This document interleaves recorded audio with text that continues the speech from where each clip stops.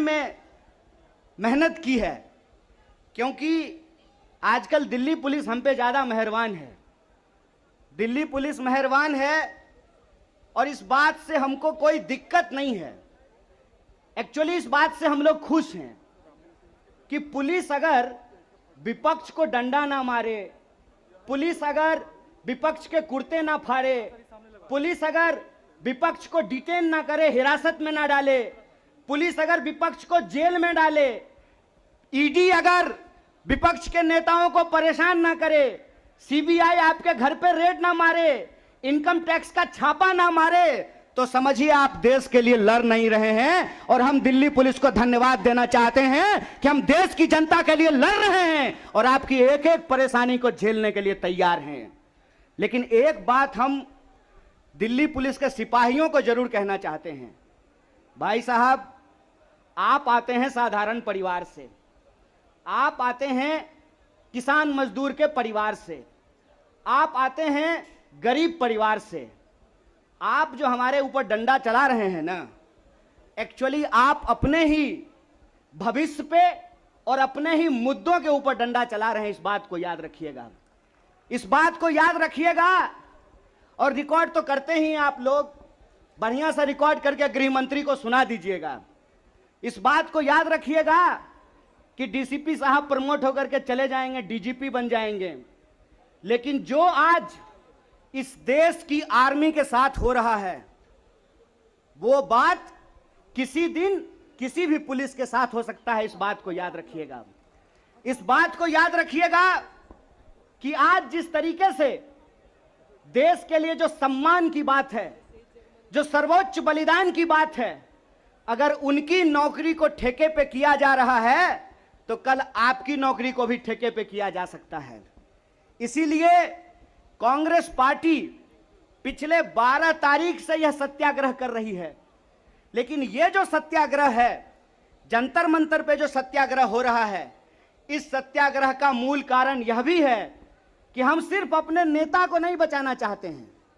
Media वालों, मैं आपसे खास करके कहना चाहता हूं, हम अपने नेता को नहीं बचाना चाहते हैं।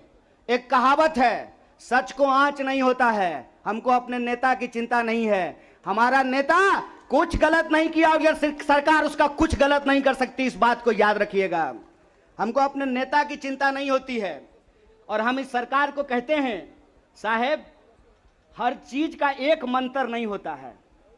बीजेपी चाहती है कि हर नेता पे एक ही जंतर का इस्तेमाल कर ले।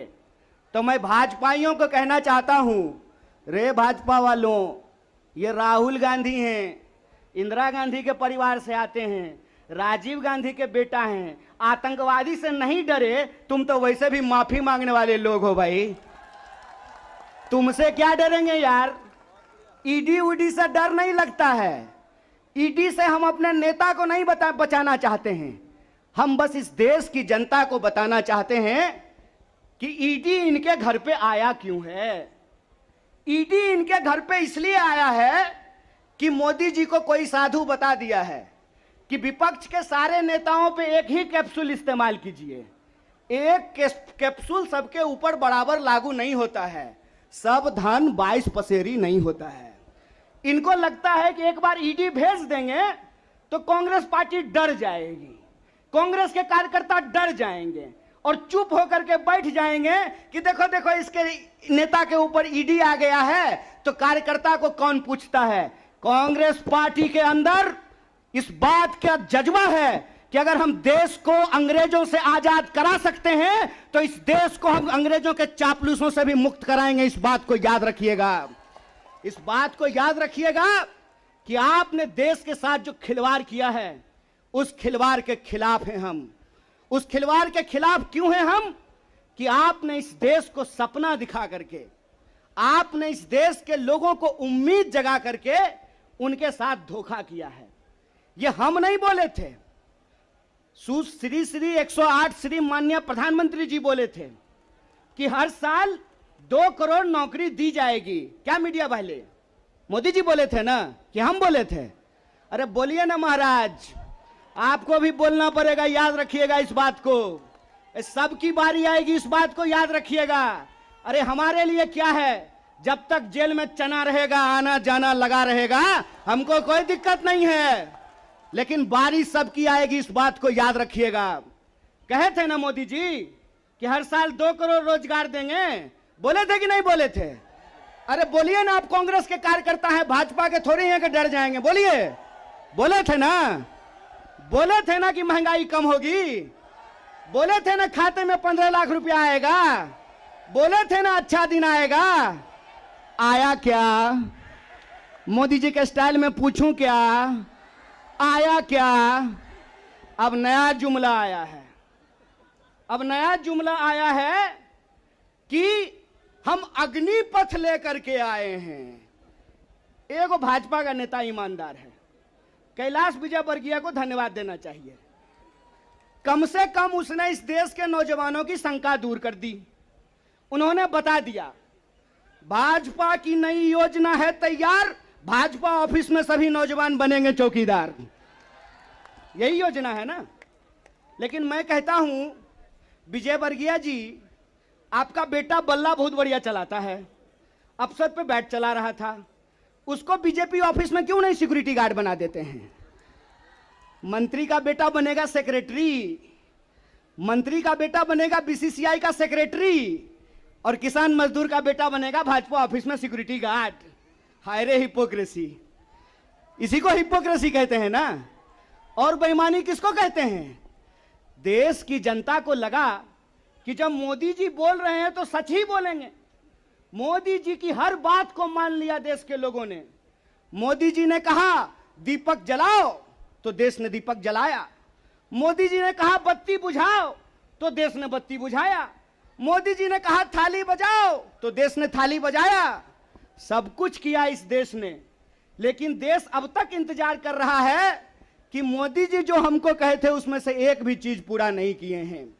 और ये देश की जो परिस्थिति है, इस परिस्थिति पे मुखर होकर के हमारे नेता बोलते हैं। इस बात का हमको गर्व है कि सरकार के सामने बिना झुके कोई लड़ता है अड़ करके, तो उसका नाम राहुल गांधी है। उसको डराना चाहते हैं, उसको डराना चाहते हैं, उसको झुकाना चाहते हैं। अरे आप कहते हैं मोदी जी मैं भी चौकीदार, मोदी जी के समर्थन में लोग कहते हैं मैं भी चौकीदार। ये चौकीदार नहीं हैं, ये देश के ठेकेदार हैं। और ये देश के ठेकेदार कैसे हैं? क्योंकि इस देश के लोगों का, उनके भविष्य को ये ठेके पे कर देना चाहते हैं। ये जो अग्निपथ योजना है, इसकी मोटी मोटी बात आप समझ लीजिए। मैं बड़े ध्यान से सारा प्रेस कॉन्फ्रेंस सुन रहा हूं। प्रेस कॉन्फ्रेंस में सरकार जिलेबी की तरह गोल गोल कर रही है, हर चीज को सब कुछ बोल रही है, सब फायदा गिना रही है। हो सकता है कि कोई भाजपा का मंत्री यह भी आकर के कह दे कि अग्निपथ योजना में शामिल होने के बाद आपका बाल नहीं गिरेगा। जिस तरीके से उसके फायदे गिनाए जा रहे हैं, लेकिन असली बात नहीं बताया जा रहा है। एक सिंपल सवाल है, सरकार को इस बात का जवाब देश के नौजवानों को देना चाहिए। क्या सिंपल सवाल है कि जो भर्तियां हो रही थी वो भर्ती होगी कि नहीं होगी? सवाल नंबर 1 सिंपल बात है। पहले आर्मी में हर साल 75,000 कम से कम लोग बहाल होते थे। बाद में बीजेपी ने इसको घटा करके 50,000 कर दिया, और पिछले 2 साल में, अब तीसरा साल है, 50,000 लोगों को भी भर्ती नहीं की गई। बहाना क्या दिया गया? बहाना दिया गया कि कोरोना था इसीलिए भर्ती नहीं किए। हाय मोदी जी, कोरोना था तो चुनाव लड़ लिए, बंगाल में जाकर के दीदी ओ दीदी कर लिए, सब जगह चुनाव हो गया, उत्तर प्रदेश का चुनाव हो गया, बुलडोजर बाबा आ गए, लेकिन आर्मी की भर्ती नहीं हुई। यह बेईमानी है कि नहीं है? रोजगार देने में कोरोना है और चुनाव लड़ने में कोरोना नहीं है। और अगर आप बैकलॉग को देखेंगे, 50,000 को अगर मान लें, तब भी 1.5 लाख बहाली होनी चाहिए थी। 1.5 लाख ये बहाली नहीं कर रहे हैं। 1.5 लाख बहाली ये करेंगे कि नहीं करेंगे, इसको ये नहीं बता रहे हैं।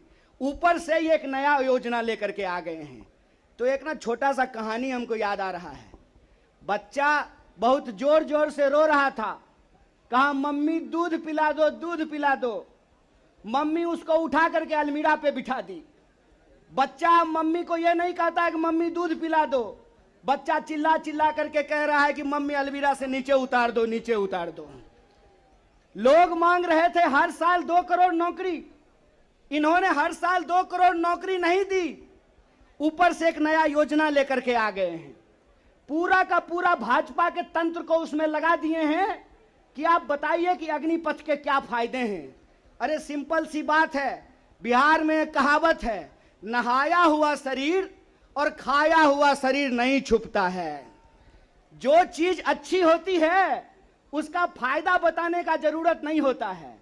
जो चीज में कोई खराबी होती है उसका खराबी छुपा करके, आपके घर पे कोई सामान बेचने के लिए आता होगा तो उस सामान का सब कुछ अच्छा अच्छा ही बताता होगा। आप ट्रेन में जब जाते होंगे, बस में जाते होंगे, तो जब जूसर बेचने वाला आता है तो एक संतरा से आपको 1 गिलास जूस निकाल करके दिखाता है, और वही जूसर जब आप घर पे लेकर के जाइएगा तो आधा गिलास जूस भी आपको आपके घर में नहीं निकलेगा। ये जो बेचने की मानसिकता होती है, इस बेचने की मानसिकता के खिलाफ हैं। यह सत्याग्रह 2 लोगों के बीच में है। जावेद अख्तर ने लिखा है, इस एक हमारी एक और उनकी मुल्क में है आवाजें दो आवाज है। एक वो आवाज है जो इस देश को बेचना चाहता है, वो देश के सरकार में बैठे हुए हैं। एक वो आवाज है जो देश को बचाना चाहता है, वो सड़कों पे खड़ा है, वो जंतर मंतर पे बैठा हुआ है, वो सत्याग्रह कर रहा है। और ये सत्याग्रह हम इसलिए कर रहे हैं कि सरकार के झूठ को हम समझ रहे हैं। झूठ क्या है इनका? झूठ है कि ये लोग परमानेंट बहाली को बंद करने जा रहे हैं। परमानेंट बहालियां नहीं होगी। अगर ये परमानेंट बहाली करना चाहते हैं तो सिर्फ सेंट्रल गवर्नमेंट में 28 लाख पोस्ट खाली है। ये परमानेंट बहाली बंद करके ठेकाकरण के फायदे देश को समझा रहे हैं। जब भी देश में कोई ठेकाकरण किया जाता है तो सिर्फ उसका फायदा ही फायदा बताया जाता है। जब भी देश की कोई सार्वजनिक संपत्ति बेची जाती है तो उसका फायदा ही फायदा बताया जाता है। लेकिन इस बात को याद रखिएगा कि देश में अगर सारी सार्वजनिक संपत्तियों को बेच दिया गया तो देश का क्या होगा। एक बार आप इस बात पे विचार कीजिएगा कि अगर एयर इंडिया नहीं रहेगा, अगर नहीं होगा एयर इंडिया, तो क्या करेंगे ज्योतिरादित्य सिंधिया? समझना है कि नहीं समझना है? आप हमको बताइए कि सरकारी रेलवे नहीं होना चाहिए, सरकारी बीएसएनएल नहीं होना चाहिए, इनके हिसाब से सेना में नियमित नौकरी नहीं होनी चाहिए। जब सब कुछ सरकारी नहीं होना चाहिए तो सरकारी प्रधानमंत्री लेकर के ढोल बजाएंगे? फिर सरकारी प्रधानमंत्री भी क्यों होना चाहिए? सरकारी संसद भी क्यों होना चाहिए? देश का मतलब होता है देश की राष्ट्रीय संपत्ति, देश का मतलब होता है देश की राष्ट्रीय सेना, देश का मतलब होता है देश के लोगों का सम्मान। इसीलिए मैं आप तमाम लोगों से यह आग्रह करने के लिए आया हूं, कांग्रेस पार्टी की लड़ाई सिर्फ अपने नेता को बचाने की लड़ाई नहीं है। कांग्रेस पार्टी की लड़ाई इस देश को बचाने की लड़ाई है। वो देश जिस देश को गांधी ने बनाया है, जिस देश को नेहरू, मौलाना अबुल कलाम आजाद ने बनाया है, उस देश को बचाने की लड़ाई है। कांग्रेस पार्टी को लेकर के भाजपा लगातार प्रचार करती है कि अगर कांग्रेस किसी चीज का विरोध कर रहा है तो सही होगा। तो आप बताइए, हम भाजपा का विरोध करते हैं, देश के संविधान का समर्थन करते हैं, और उस संविधान को हमने बनाया है, कांग्रेस पार्टी ने बनाया है। इसीलिए एक कहावत कही जाती है, जाके पैर न फटे बिवाई, वो का जाने पीड़ पड़ाई। जो पार्टी देश को आजादी दिलाई है वही पार्टी इस देश की आजादी की रक्षा कर सकती है। इसी आशा और उम्मीद के साथ कि सत्य और अहिंसा के रास्ते पे चलेंगे, सत्याग्रह के रास्ते पे चलेंगे, झूठ को हराएंगे। झूठ पे सच भारी है, सत्याग्रह जारी है, यह सत्याग्रह जारी रहेगा। बहुत बहुत शुक्रिया, बहुत बहुत धन्यवाद।